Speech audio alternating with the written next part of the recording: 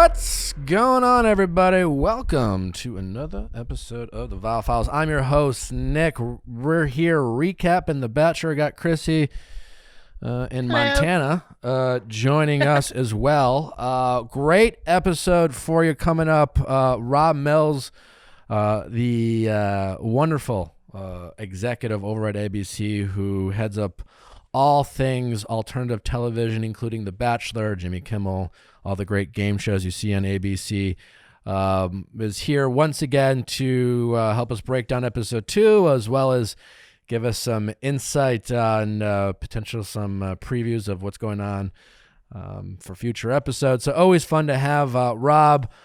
We have a great episode on Wednesday. Ivan joins us to continue on getting some updates on how things ended on Tayshia's season. A lot of heavy Bachelor content recently, but I guess that's what happens when you get 1 week off from each season. So for real, trying to get those out to you as soon as possible. And the episode with Ivan is as great as you might think. Obviously, he's enjoyable to talk to, and we talk, get an update on where he's at, some information that happened on the season. We even get to know Ivan on a more personal level, his passions, including prison reform and things like that. Great, likable guy. Stick around and tune into that on Wednesday. And don't forget to check out our Ask Nick episodes that we dropped on every Monday. We drop it every Monday. Thanks so much for those of the people who listen to that. That's become one of our most popular shows, and make sure to check that out. Not sure what else there is to mention. Our merch. Don't forget merch. Our merch, viallfiles.com. You can check that out. Some great t-shirts, sweatshirts, all those fun things. Follow us on Instagram. We're doing some more great things. We got the ladies, the Northwestern ladies, making our social. You should make a donation to Northwestern as a thank you. I mean, I hired two of their. You know what? I hired two of their graduates, and I'm. Every college wants to be like job placements. Like all of our graduates get a job. Yeah. So we'll put it on the website. I love it. You're welcome. You're welcome. Northwestern. Anything else? Did Cindy go to Northwestern? No. Oh, that would have been so good if she had. Make sure to check out Cindy's recap of The Bachelor on my Instagram. That's out week 2. She's magic. She's a fan favorite. Cindy is a fan favorite. Well, if there's nothing else, let's get to Rob Mills. Subscribe, review, all that fun stuff. Appreciate you listening, everyone. Rob, welcome back. Nick, good to see you, buddy. Always great to see you. Can I say Happy New Year? I think yeah. I feel like there's a month. Yeah. Especially if you haven't seen month. Yeah. If you haven't seen that person in person, it's I haven't seen you in person. Happy New Year. So Happy New Year. Happy New Year, buddy. Did you have a good New Year's Eve? I did, yeah. I usually, as your producer knows, who works on New Year's Rockin' Eve, I'm usually in Times Square. This was my first time in almost a decade that I wasn't there. So really? It was surreal, but it was cool. It's very relaxing. Well, how about you? You were missed, Rob. I know. I miss you guys too. It was relaxing. Yeah. Didn't do all too much. Did you kiss anyone at midnight? I did. Yeah. Wow. Yeah. Breaking news. Breaking news. I think that's all we'll say. We'll leave it at that. That's all we'll say about that. Exactly. That's it. Speaking of kissing, do you want to tell him now, Nick? It was me. Yeah. I was in town. It was great. It was us. But put the clues together. That's right. Yeah. Figure it out, everyone. Yeah. We got the episode 2 of The Bachelor. Always great to have. Episode 2 is it's always an interesting episode. Well, it's kind of it's really a continuation of episode 1 in the sense that we're really setting things up. We're getting to know people. Episode 1 I always view as almost like the pre-game show. That's why I love. It's a soft open. It is. It's a soft open. Yeah. I mean, I loved Peter's premiere last year because we actually did the first date, and I thought we were gonna do that almost more permanently, and I think we'll still look at it. Sometimes I think in that case we did it because if you remember, that's when Hannah It was the came Champagne back. Gate. She visited. Oh. No, it was Champagne Gate in the premiere. I don't think it was. I think it was in episode 2. Right. Yeah, it was. It was in the premiere. It was a start of that's when that's when we were introduced to Champagne Gate, and then it carried over. And then it carried over to the date Yeah. with Hannah B, where she visited him at the thing and her mascara was all running. Yeah, which so is great. It was great. It was fantastic. So you're right. It's like the first one is just you get to know you. You have the rose ceremony. This is where the dates happen. And to me, I always think of for The Bachelor, the most notorious episode 2 we ever had was this is when Henry remembers this far back. It was Jake Pavelka's season and Rosalind Papa and you had a inappropriate relationship with a staffer, Chris Harrison, having to tell her to leave. Oh, I've heard about that. You know, I didn't. that's I didn't how watch old the I am. It's like Chris but Nick's like, I've heard I think about I that. heard tell of something about that. And that was pretty that scandalous. was a big deal. That was a scandal, but it was crazy that it was already happening episode 2. That is nuts. Yeah. Because when you were saying without quarantine, for that matter. when quarantine, yeah. When you said the most scandalous episode 2, I was like, oh, it wasn't when you guys brought a girl on the show that I hooked up with at a wedding, and then wasn't that episode 1? Well, it was 1 and 2. Yeah, 1 and 2. No, this was way more painful scandalous than that. Yeah, I guess. Was there ever a producer you thought about crossing the line with, Nick? No. Yeah. No. Well, Yeah. No, I'm just kidding. No. I don't really say their names, and I was gonna make some joke about but I know. What are you gonna Inside baseball? Yeah. So I just gotta say, Rob, am enjoying. Yeah, I'm curious. So what do you think about Matt? What do you think about the girls? Great so far. It's early, right? I mean, listen, last season we have with Tayshia and Claire, we aged up. We got a lot of conversations that seemed to be a product of obviously specifically the guys, but the ages that they were and their life stories. That was great. Yeah. Kind of excited that we've gone back to what seems to be a season full of just nonsense and drama and silliness, and I'm here for it. I don't think it's just that, but I So think far, you're right. this is Earlier what on, you're getting what you love earlier on. Yes, I feel like we've gone kind of back to the roots of the early, obviously with Claire's season. You're absolutely right. We didn't have any of the guys Chiron as king. There's some. It got really heavy really quickly on Claire's season. This has been so far ridiculous, and on the flip side, I really am enjoying. Brie, a huge fan of Abigail. I mean, what a find for you guys. There's a lot of rootability, but yes, there's some ridiculousness as well, which is, you're right. And it's it totally feels welcome. Bachelor-y. It feels less quarantine-y. It's like we figured out the formula and how to make it work. I think that was a big function of. I mean, it was such an undertaking, just getting La Quinta there, but it was a smaller footprint, but it was 90% of that too was just getting the ground rules for how it would work. I mean, it was a 40-page document that they had to write up and get through. So now it definitely is like, they could walk, now you can run. Yeah. And part of that was, I mean, there's been obviously a lot of jokes about La Quinta and versus where you're filming now, how beautiful it looks. Just but to your point, you guys scrambled to make Claire and Tayshia's season work on That's right. I mean, and that was impressive. And then you had that many more months to say, all right, now if this is the new norm, temporary norm. No, it was good. And obviously Nemacolin is a place we shot during JoJo's season, so there was a familiarity with Is that the same people. hotel? Yeah, same place. Okay. Yep.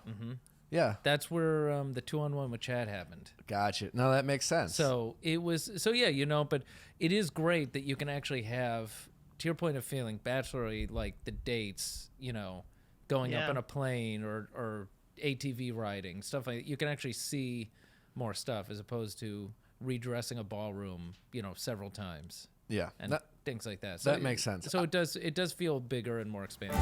Well, we can't thank our frontline healthcare workers enough, obviously. But you can get them very comfortable scrubs like Figs, the leader in stylish, comfortable scrubs.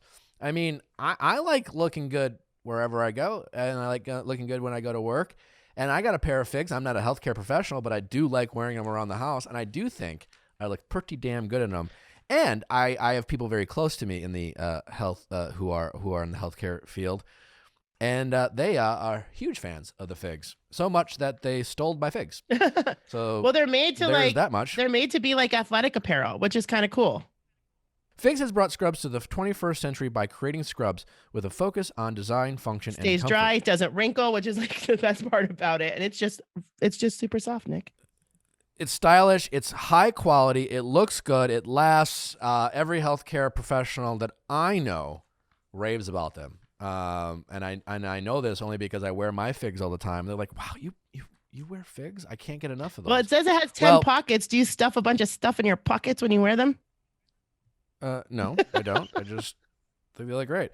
Anyway, if you have a healthcare worker in your life and you want to think of a way to say thank you for all that they're doing for the community, figs is a great way to go. And if you don't, just buy yourself something and look good and be super comfortable. So if you're one of the awesome humans that works in healthcare, Figs wants you to wear the scrubs you deserve and enjoy 15% off your first order. And if you're not working on the front lines, thank someone with the best scrubs in the world. Figs will give you 15% off too. Use code VIALL15 at checkout. Head to wearfigs.com. That's WEARFIGS.com and enter code VIALL15 at checkout. Get ready to love your scrubs. Gotta love a company that takes something like plastic and turns it into stylish, comfortable footwear, bags, and other wonderful things like face masks. That's Rothy's I'm talking about. That's right. Make your mark with the new year with comfortable, washable, sustainable shoes and bags from Rothy's. Rothy's shoes are incredibly comfortable with zero break-in period. Right? You love your Rothy's. I love my Rothy's. Zero break-in period. You can throw them in the wash. They come right out. Super easy, super clean. It's like the fact that you can just throw them in the washing machine is like the best part about the shoes. To date, they have transformed over 70 million bottles into beautiful shoes, bags, and face masks. That's amazing. And everyone I know who has Rothy's, I mean, I can't enjoy mine because they don't make them for me. But all you women listening to this show, they make them for you. That's right. And they look great on your feet. And they always look brand new because you can put them in your washing machine and they look brand new. They don't look like clean, used stuff. They look brand spanking new. They'll last forever because they are made of and you don't even have to wear them in. They're like, as soon as you put them on, they fit perfect. You don't have to it's amazing. Walk around in them. Check out all the amazing shoes, bags, and masks available right now at rothys.com/VIALL. That's rothys.com, rothys.com/VIALL. Stylish and sustainability meet to create your new favorites. Head to rothys.com/VIALL today. To answer your question, I think Matt so far is great. Mm-hmm. I mean, should we probably, I know it's a couple of guys here, but we should probably just take a moment and appreciate how great he looks with his shirt off. He does look amazing. He unfortunately is a little bit more modest than maybe some previous bachelors. I think Sean Lowe was a little humble too, but if you prod him just a little bit, he'd take the shirt off. Matt, I think it's been hard. And my God, if I looked like that, it's incredible. I would be walking around. So are you saying shirtless? That we might not see Matt with the shirt off every episode? Because I feel like we should. I think we will certainly try, and I agree. There is a certain thing, you're right, no matter what you're sort of attracted to, like you can just appreciate, as an appreciator of the human form. Yes, there's definitely stunning. He is like just carved. You're just like, oh my God. I know. There's hot, and then there's whatever that is. Whatever that is, it's just like, wow. I know. There's extra abs in there somewhere. It's really, and the pecs are like perfectly formed. They're cylindrical. They're amazing. It's really something. So congrats to Matt. It is great. He looks great. And everything he does, even for somebody, and as as a, star runner, knows, even, for a tall guy, he actually, when he runs, we see him at the beginning of this episode running, his running is not awkward at all. He's got a really graceful gait. It is a graceful gait, which is really difficult when you're that tall. He's an athlete, though. He can't do. He's an athlete. He is an athlete, but there's not. I appreciate this conversation. Yeah, Dikembe Mutombo was not, well, he was running graceful. He was 7'4". I know. Matt's not, Matt's 6'5". Yeah, he's 6'5". He's a real 6'5". I remember when I met Ben Higgins, and he was like, "I'm 6'5". I'm like, "No, you're not. You're 6'4". Why would you lie about your height when you're Ben Higgins and you're that? I don't know. It's like, something. I'll lie about my height. I think all men in high school, like I used to say, I was 6'3". Did you really? Yeah, in high school. And then I was like, nah, I'm 6'2". It's totally fine. I'm a legit 6'2". We'll It's an inch. Anything over really 5'10", I think you don't need to. You don't need to. Somebody who's like 5'7" on a good day, Well, Brie gets the first 101. I don't think surprising. I think everybody sort of. It's fascinating because I can never really tell the way they edit it. I mean, I watch it and know everything, but people immediately like, oh yeah, I gotta watch out for her. I think. Brie, Abigail, immediately Brie for me saw jumped off the page. Just she's got incredible presence, which is hard to have on camera by doing nothing. Yeah. And I say that as a compliment. Like, Brie just kind of gets out of the limo. She asked Matt his name. She's just kind of Brie stands out. I think we mentioned this last week, is because you have this happen every season early on of a lot of the women just being in awe and nervous. And while Matt wasn't on the previous season, he's Matt and he's tall, he's good looking, and a lot of people do know of Matt. Brie is not intimidated. She's just like, this is a guy I could see myself dating. He is my equal, and I think that stands out too. If she's one of those girls who hasn't watched the show before. Yeah. Sort of is just doing this. She's not as a it's like, if it works out great, if it doesn't, that's she fine acts too. like she belongs there, but not in a cocky, overly confident way. She's just like, okay, I'll just see where it goes, and it really stands out. So she gets the one-on-one. Love the cattiness of. I don't know, she doesn't even look that good on it. It was like, who is good at eight? Like, is that a dating quality we require to four-wheel? It is gracefully? It is very straight. Also, it is one of the hidden benefits of Nemecone is everyone can watch everyone doing the date, so they, furious that he's putting her helmet on. I think it's crazy. It's great. So yeah, Brie rocks the first part of the date. We see Matt looking hot. It's great. Yeah. We go into his comment about like, I feel bad for your mom, like I'm apologizing to your mom, was like so endearing to me. That was like the cutest thing about the whole date. Matt's very good at saying like, the I right already things. Like knocked her over. Yeah. I will say, Matt, the first time I thought of it as like knowing the right thing to say, but he brought it up a few times, and I'm just like, all right, Matt's already projecting. Yeah. Meeting Brie's mom. You did start to think, you're like, God. Yeah. My gosh, is that like an automatic hometown right there? Well, I will say, as when I was the Bachelor, I don't know how if you've had discussions with other leads, but like, obviously there's things that we're not supposed to say. You want to be careful leading people on. You want to be careful not giving too much away. So for me, I kind of found more cryptic ways of expressing my interest and mentioning like, oh, what are your parents like? Asking more questions about them or making comments about were just little things that I did. I don't know if Matt's thinking the same thing, but he clearly has Brie's mom in his mind, and I think it's positive for Brie. Yeah, no, I think you're right. I mean, I think it is interesting as somebody who had no prior experience with the franchise, how he is. Maybe these are just things that are very just ingrained and you're thinking about them. But I mean, remember, you had been on Bachelorette twice. You'd been on Paradise. So it's interesting how he's doing this stuff that maybe is just sort of ingrained inside you. Yeah, maybe. I got to ask, when last time you were here, you said how Matt did something on night one that no one's ever done. Was that the praying? It was the prayer. Yes, that's what I thought. Yeah. Which I didn't expect to be such a sort of hot button of interest. And I actually understand some of it where it's the, what if this had been somebody of a different denomination? I get that. Listen, I think it's an interesting discussion. I like it when people have the discussions about it. I don't really get why people get fired up so much. It's Matt's journey. I don't either. I mean, I have heard somebody say, in a prayer like, please, either bow your head in the manner you're accustomed or whatever. And he did, again, this is a guy, he's just met 32 women.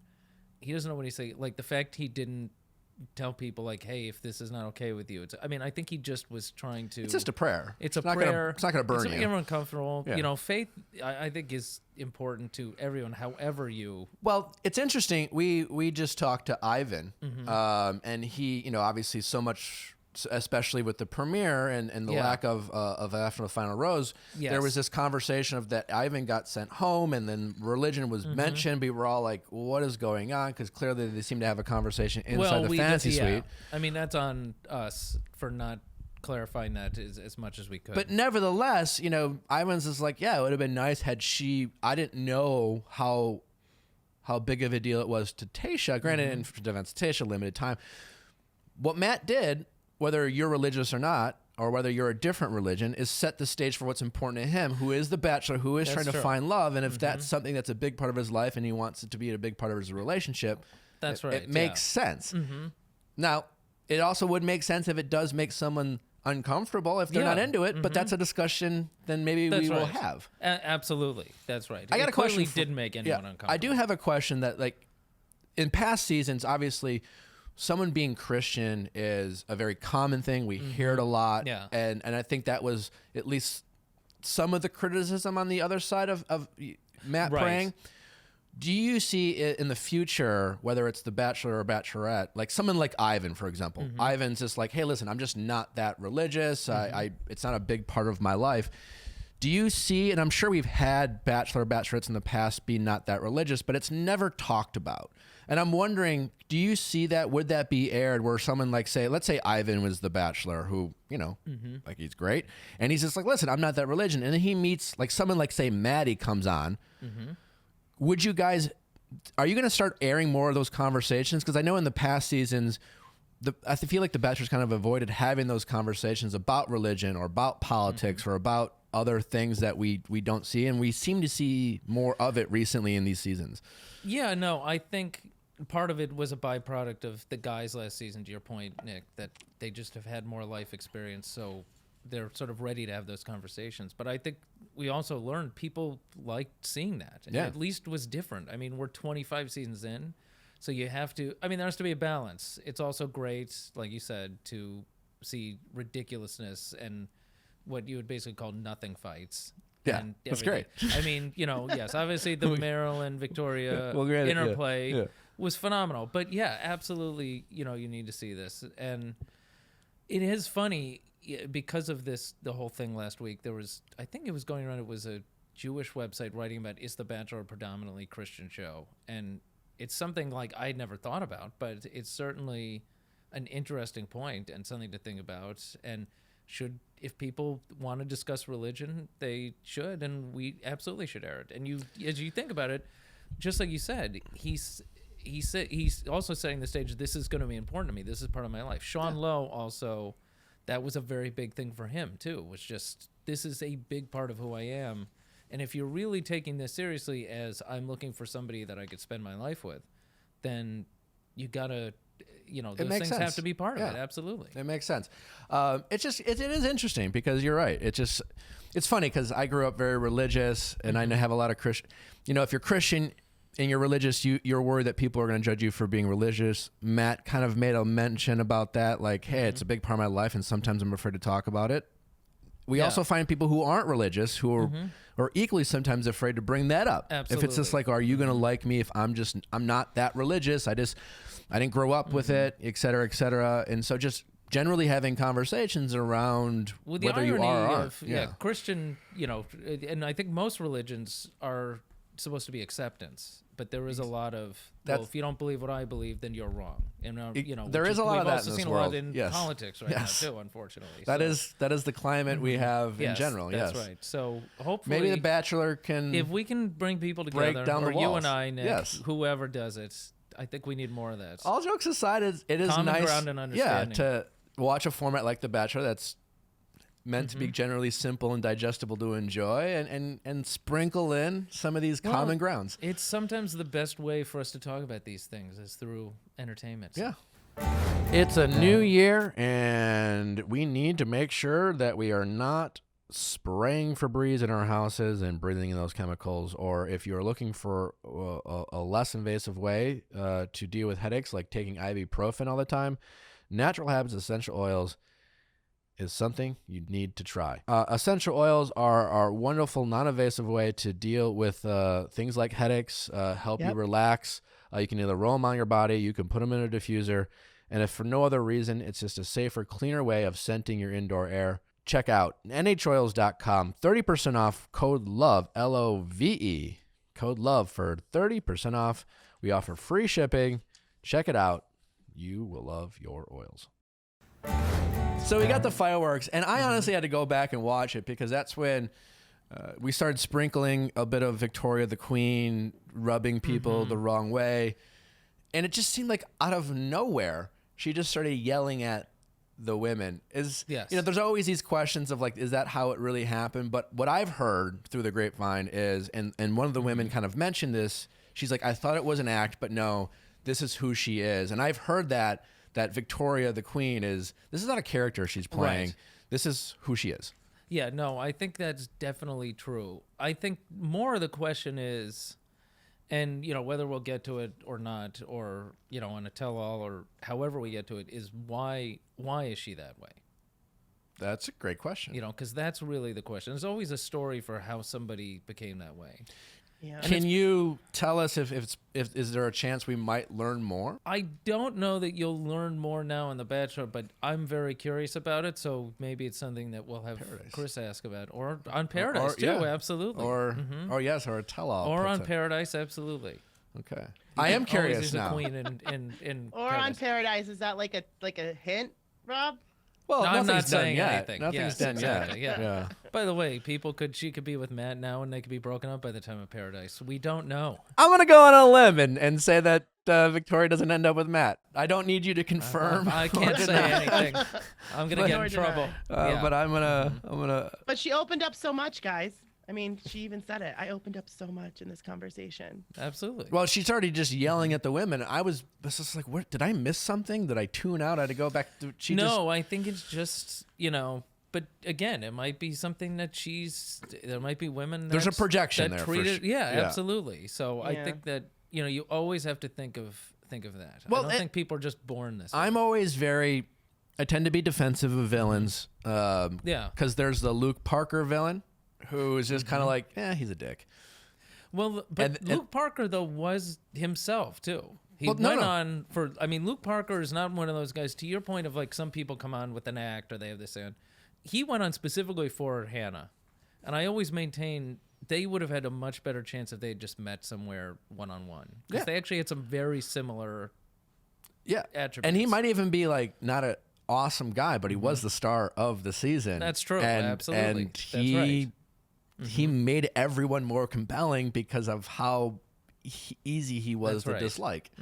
But like other villains, like your Noahs or what, some people are more deserve the villain one, and some people it's just like here's a soundtrack or whatever. Yeah, absolutely. And sometimes I just never really know. And I also think too, I think we've gone to more of what I call the shades of gray villain, which is the it's not so like obvious. That's the villain and that's the hero.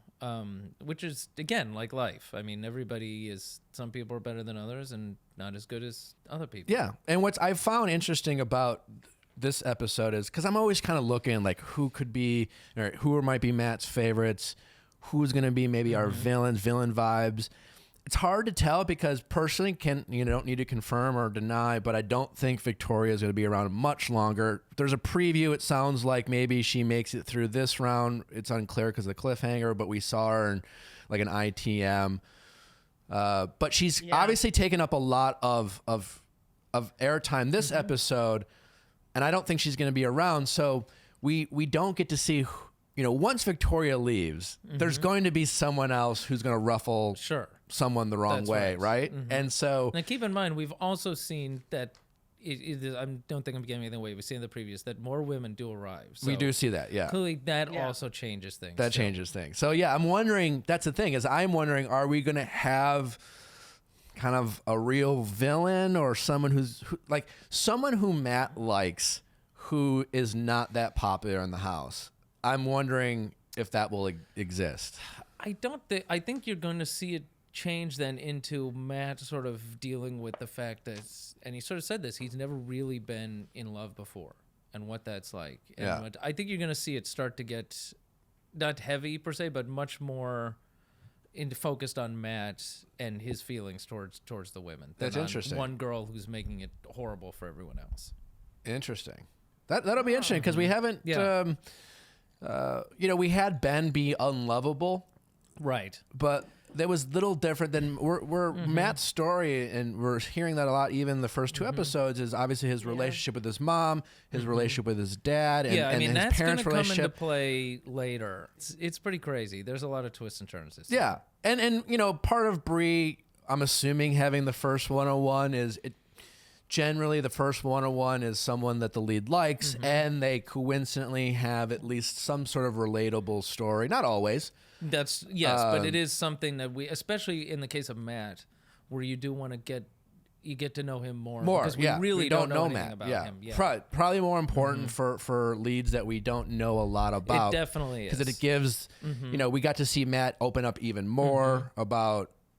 His relationship with his dad.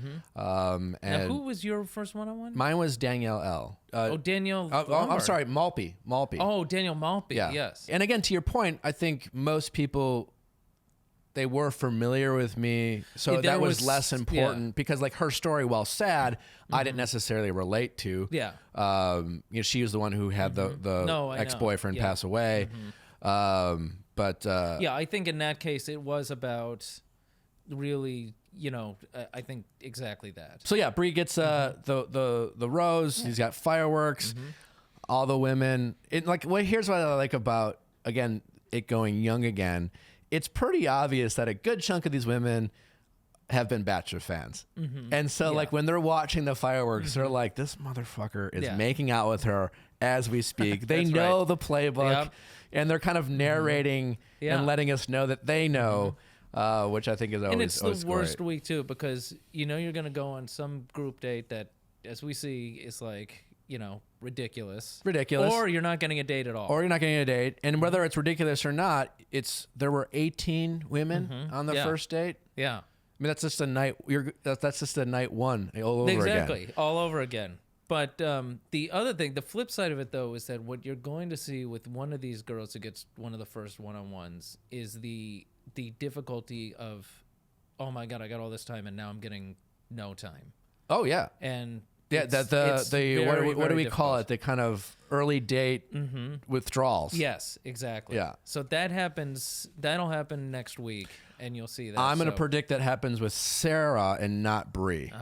Yeah. I can't say anything. I know you can't, but Rob. Boy, Nick, you're Brie is too poised. She just nothing. I'll be surprised if we see Brie crack. Right, that you're kind of surprised somebody like this is on the show. Here's the thing about Sarah though. Matt really likes her. Likes her. He's very physically attracted to her. We got to see you hear this when Matt's just like, oh, I've had some of the other women open up. I really need Sarah to open up. It's like Matt, like Sarah's the girl that we all, when we're dating, there's people we like. We're just like, and we're surprised. And there's people we want to like. Yeah. People were like, we physically find them attractive. And you're just like, just say something that makes me like you. And for Matt, that's Sarah. Yes. I think that's right. And while she's very sweet, she's got an incredible story with her dad. Being a caregiver is hard to do. It doesn't matter if you're your father or mother or it's sister. Always hard, but that is a very selfless act. There's certain things too, and ALS is one of them where it's just like, God, I mean, just a horrible. There's so many things we need to cure, but that's one of them. It's just awful. I was also watching this episode and wondering, I could see Sarah lose it at some point. And I don't know if it's a villain. I could see her getting. No, I think it's just the difficulty of. Oh my gosh, this was amazing. Yeah. And then, this is.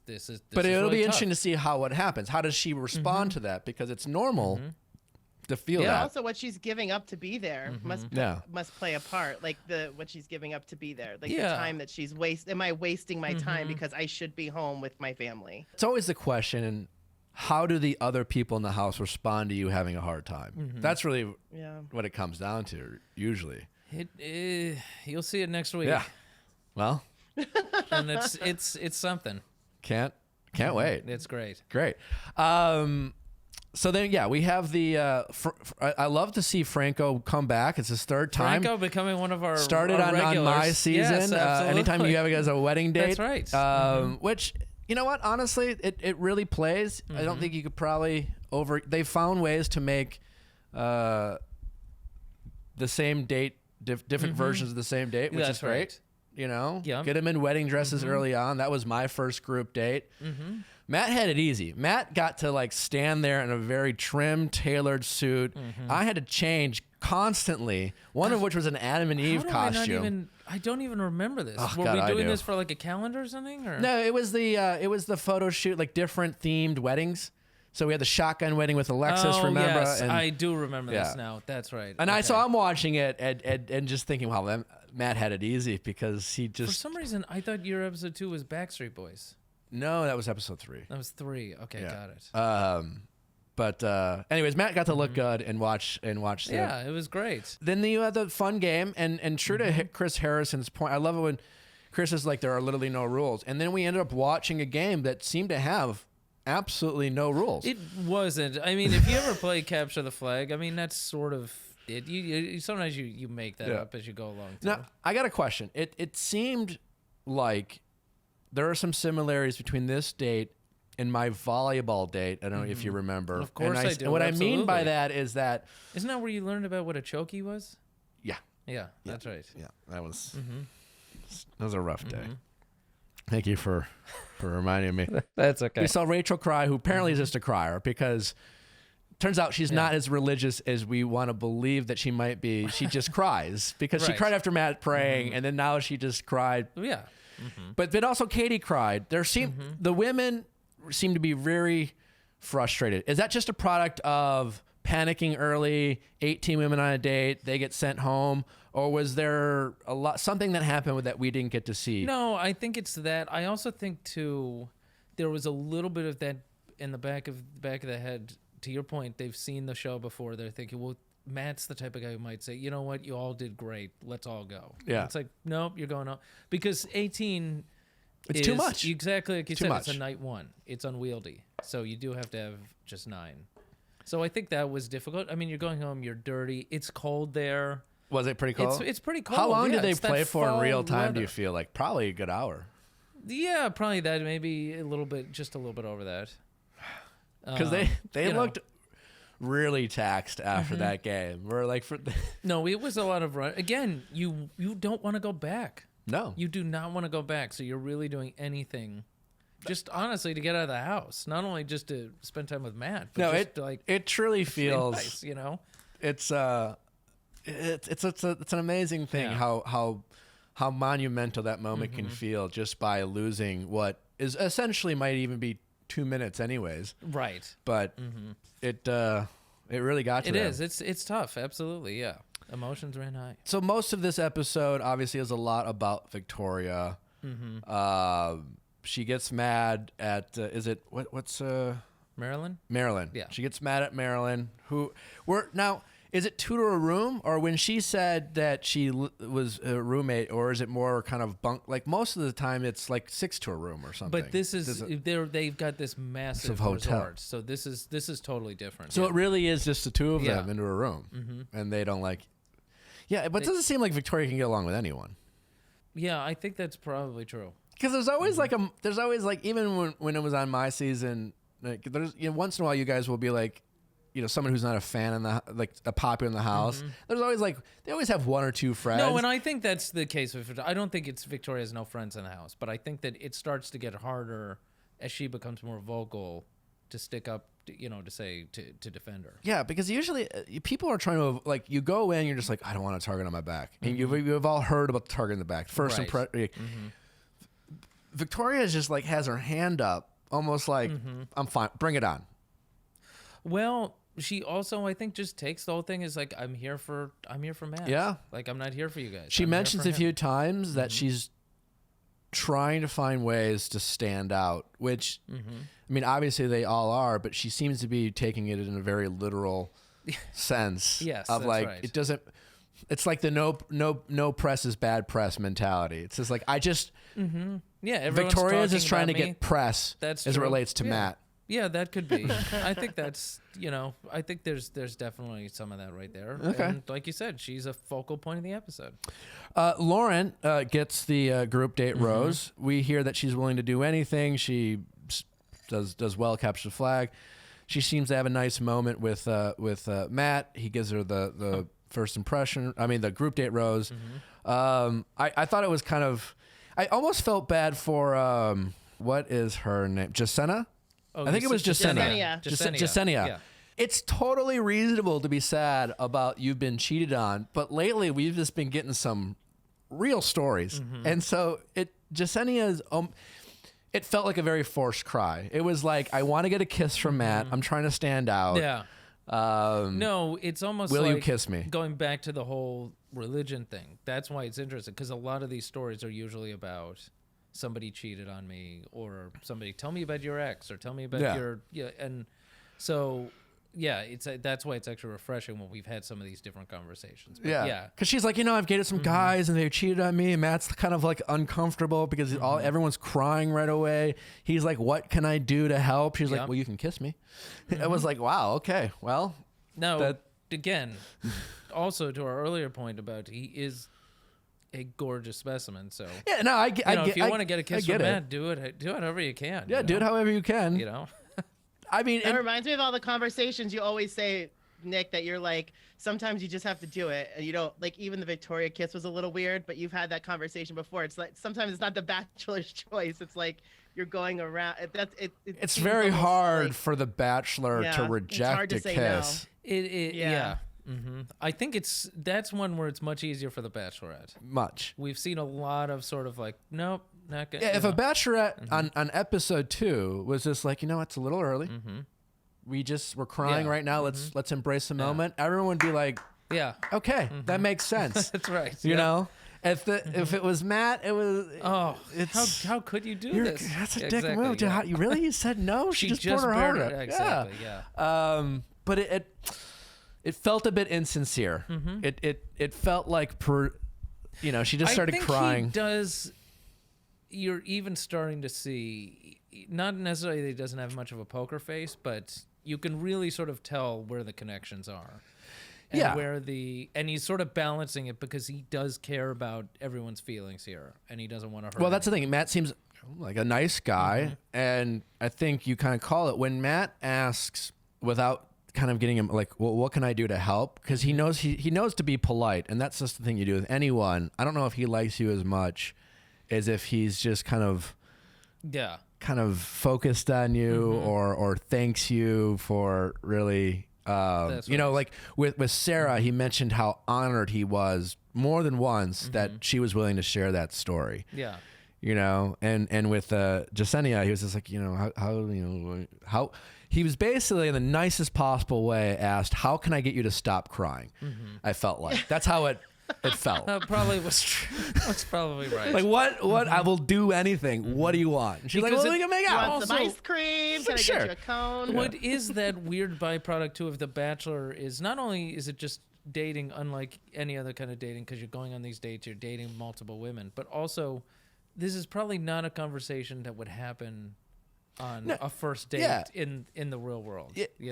You're right. It's like Chris Harrison drumming in to use this time. Use this time. Thinking, okay, well, I'm going to tell him all these 100%. Stories. Right. I would like to ask Matt because, for me, when I was there, it was certainly my first time as the Bachelor, but you're familiar with the conversations.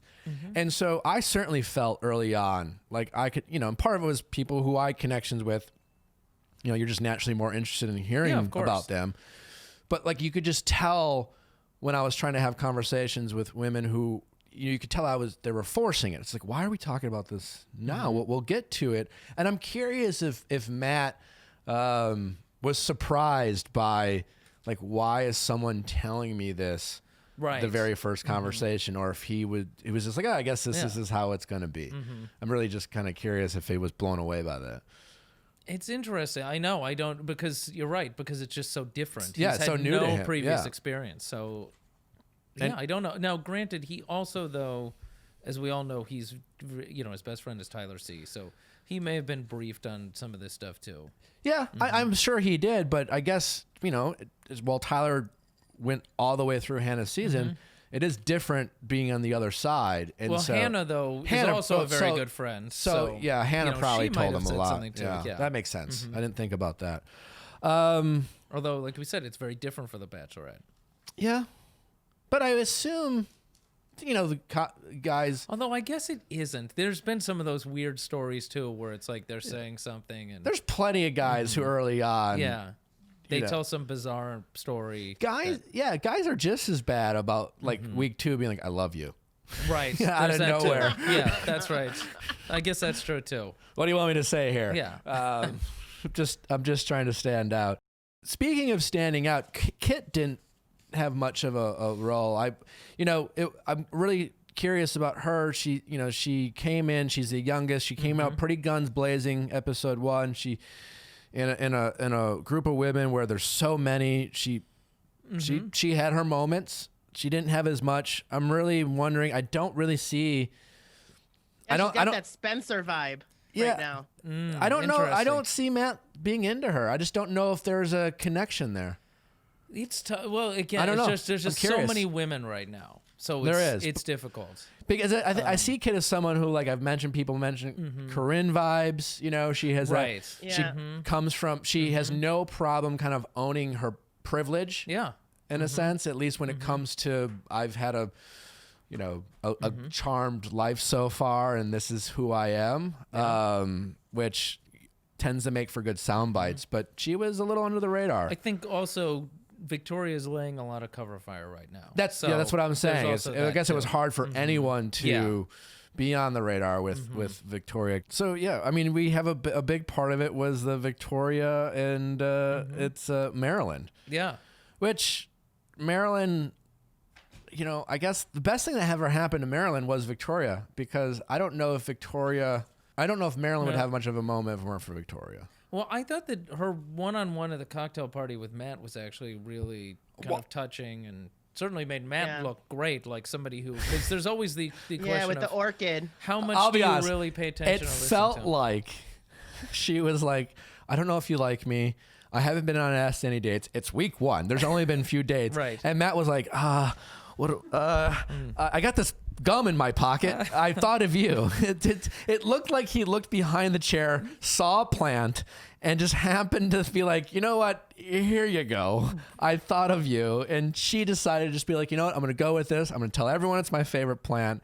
I'm going to make everyone jealous. Interesting. I could be wrong, but that's how it felt. No, I can see why you say that. It's sort of like, you know what you're saying with the Jasenia thing, where it's just a little bit of a deer in the headlights right now. And, how do I rectify the moment? But no, I mean, I think that was a little more sincere than that. But I hear where you're coming from. Okay. No. But you're right. She just wanted to be, I belong here. I didn't get a date.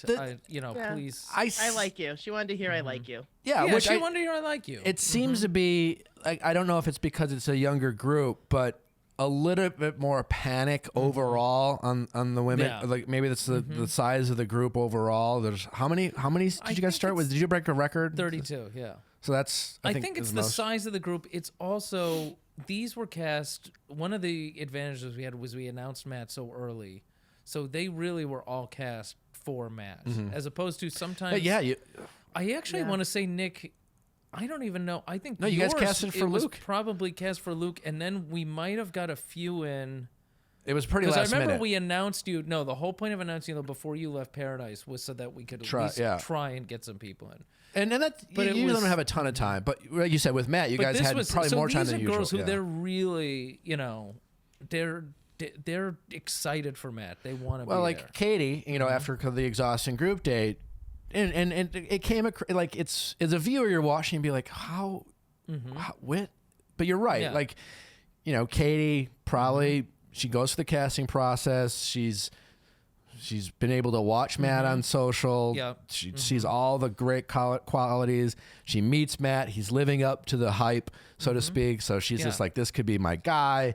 And then you're getting no time. Right, exactly. And there's a panic there of like, am I going to get the time? You always hear, I have so much to prove. I just want to get an opportunity to show him who I am. That's right. And I think that was it. I think with Marilyn, it was a little bit in overdrive because, again, it's hard. I always think those people who don't get a date that second week, it's tough. Yeah, no, and it is amazing. And you just take it personally. You think it's me. You do. I mean, as much as I like, it was kind of funny seeing Marilyn get excited about getting the plant. But I didn't get a date on Andy's season. I got the first impression rose, and that's pretty common to get sidelined. Yeah. And production sent us cookies with a note from Andy. And I know, knowing what I know now, it's just like, yeah, Andy was like, yeah, sure, send them some cookies.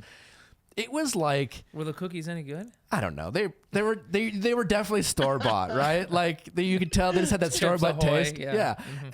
But in the moment, I remember being like, she made me these. Yeah, you know what? They were. I convinced myself that she picked they were bigger, more special than they were. Yeah, and they wasn't even. They weren't even just for me. They were for anyone who wanted to eat them. But so it's you have a way of trying to like tell yourself you belong. Yeah, no, I think it's definitely that, and I think that there are sometimes when people can make it really special for you. I mean, I remember Brad Womack's second time, and the same thing. Emily Maynard got the first impression rose, didn't get a date, but he actually set up like a whole picnic at the cocktail party in that second episode just to make sure that she knew, like, you know, I know you didn't get a date. I was thinking about you. So I think that was a little bit of what Matt was trying to do. Yeah. And we got to see that with Abigail, right? And we know Abigail is like that classic. Didn't see much of her, but we did see. We reaffirmed that Matt's very into Abigail. That she's a sweetheart. I love the whole. It'll be hard not to be. I mean, the secret, like what's going to be our signal? Yeah.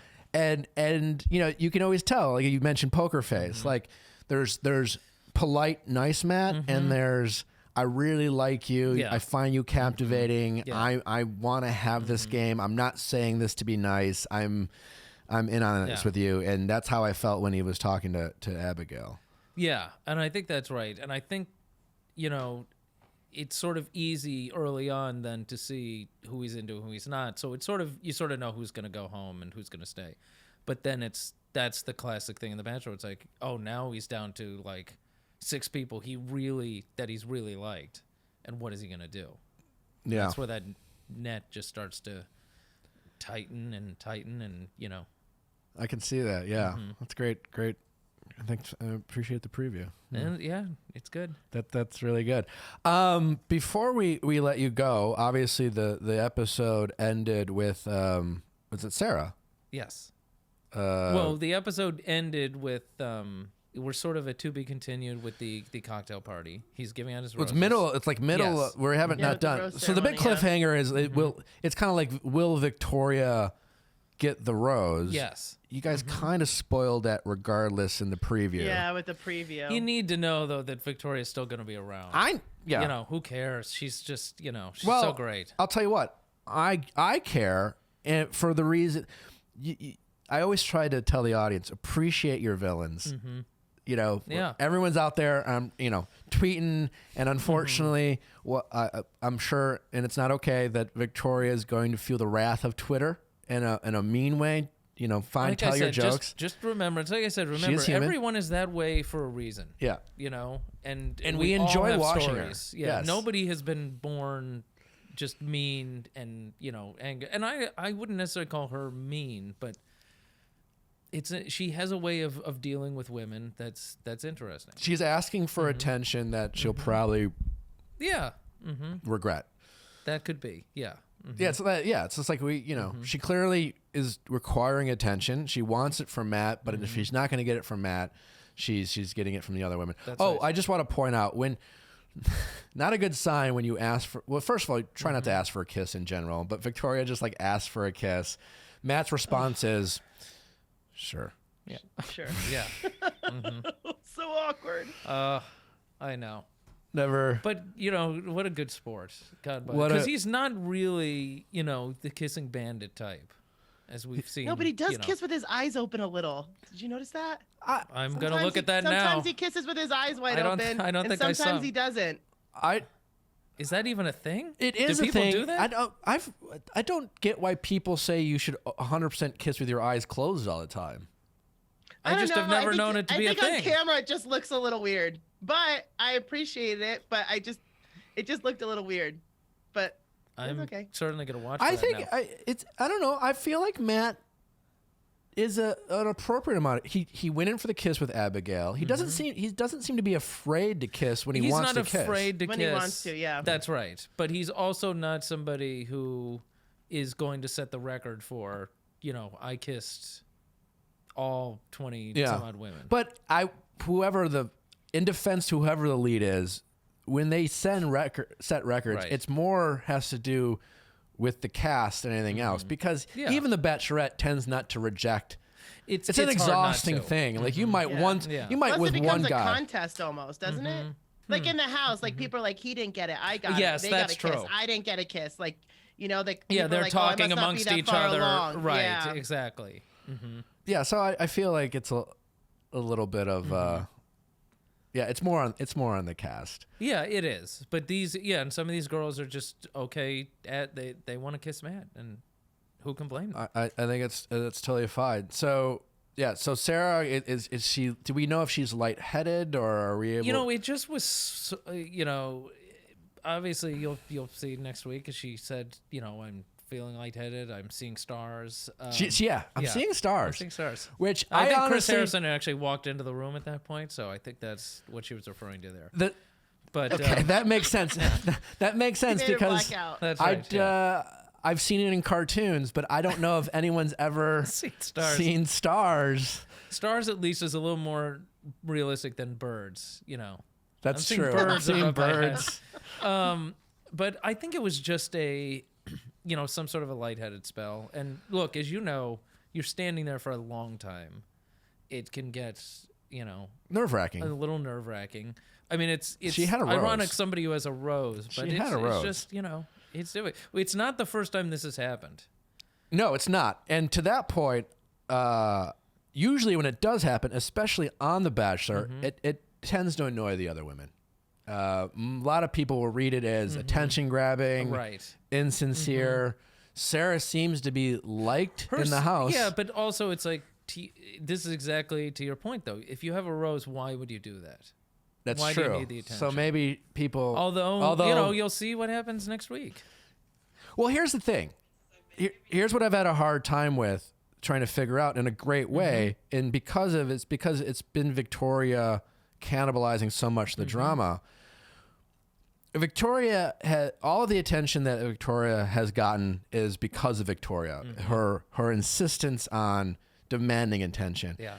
Usually in other seasons, whether it's the first impression rose, the first couple one-on-ones, or like a group date rose, usually one of those people in the first week tends to be someone who gets early attention and they don't handle it very well, or at least that's the perception of it, where the target on the back by like getting too confident too soon and then rubbing some of the women the other way.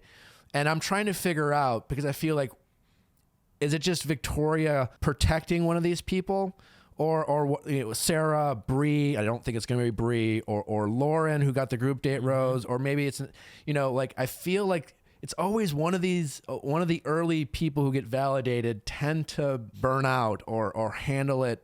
Or at least rub people the wrong way. And I'm trying to figure out who it's going to be, but it's harder to figure out because of Victoria. It is. I think you're right. I think that's a really good point. It'll manifest itself pretty quickly. Okay. Yeah. The people showing up, are you able to, is that sooner than later? That is sooner than later. It's coming up, Jerry said. It will not happen next week, but it's pretty soon. Okay. And Never Been Kissed, we see comes on. She also shows up. Is that a product? Is that a product of the friendship that she has with Hannah and Hannah has with Matt?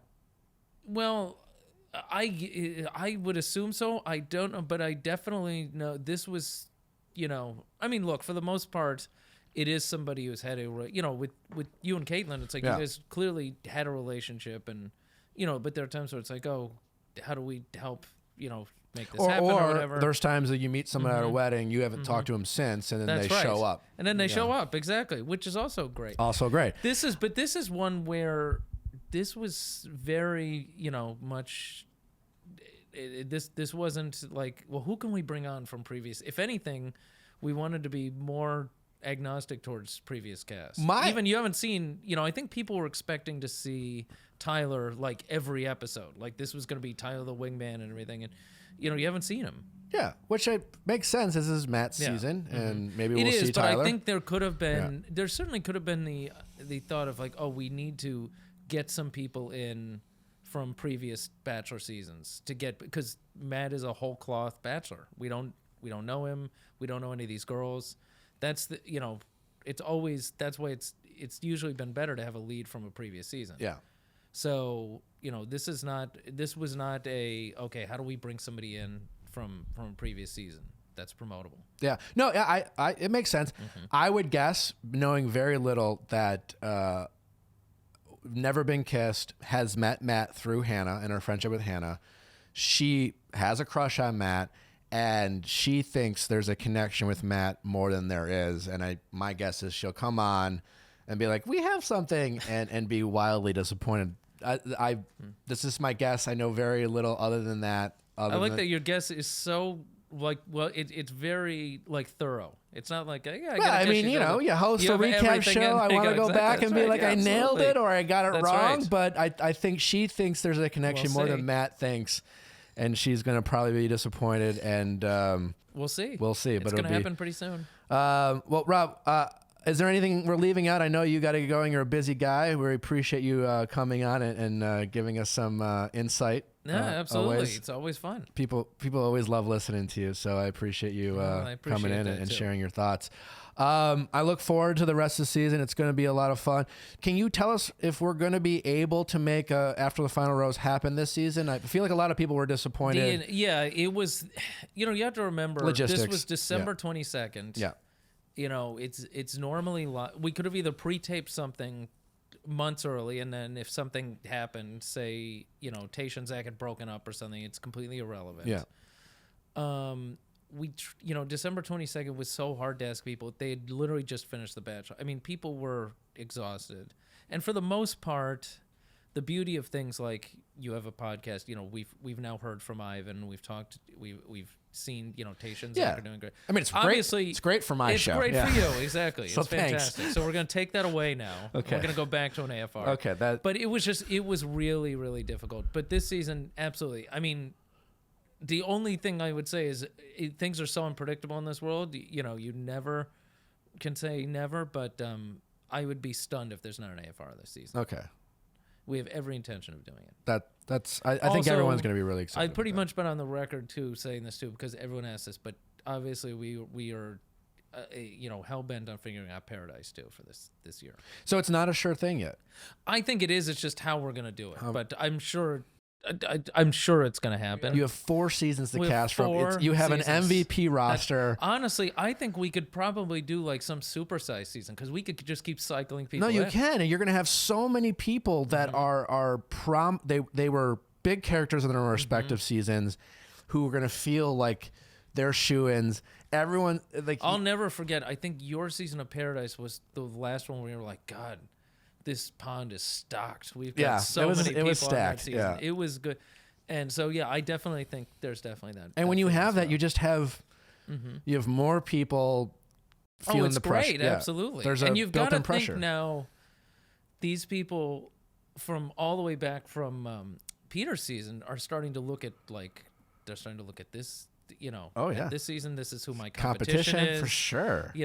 They're looking at the people who are on Claire and Tasha's season. I think about it's fascinating, and you got to think that some of the guys with Peter now single, you could have Kelly, you could have Peter on. Oh, there's so many. Is there a Maddie and Peter reunion potentially? At the very least, I just want Peter to come on in a seaplane, even if he just does a flyby and then leaves. Doesn't do the season, I just want to see him fly in. I'm here for it. Ridiculous. Well, Rob, we know you got to go, and can't thank you enough. I just want to say, personal plug here. If Abigail doesn't win Matt's heart, she is currently my choice for your next Bachelorette.